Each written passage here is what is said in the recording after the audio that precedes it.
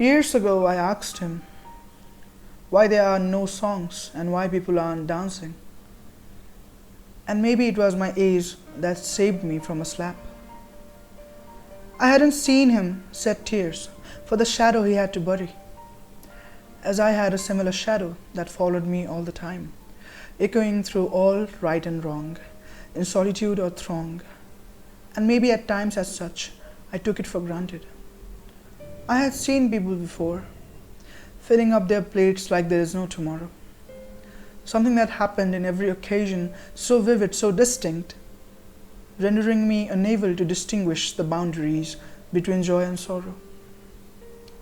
Death is oblivious, but life isn't any less.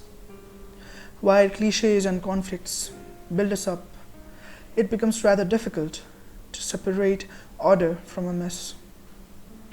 People weren't smiling this time like they used to. No colors, no sounds, like something else was going on through.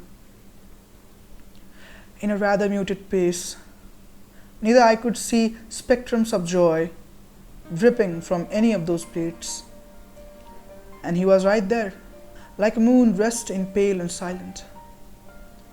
Years now from then, I realized he wasn't the right person to ask questions.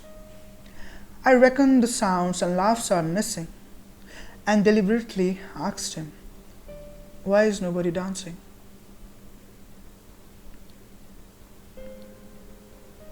I stood in awe as this child came across questioning, "Why isn't anyone dancing?"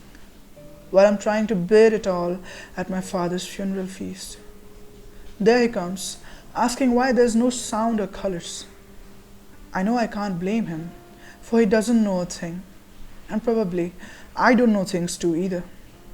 For his curiosity might lead him to questions I haven't waited to reflect, and nightmares I always try to neglect. But before I could utter a word, a shadow with a red face came and took him away. My son must have found it queer, as I took him away from the man, to keep both of them at ease, and he let the question fly away in an unjust time of release. "Father, why didn't he answer me? Why there are no sounds, and why people aren't dancing?" Oh, my poor child, oh, poor me. These require answers of more depth that I can see.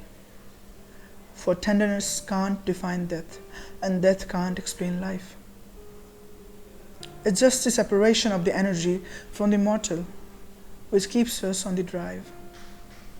I know you have seen people before, filling up their plates like there is no tomorrow.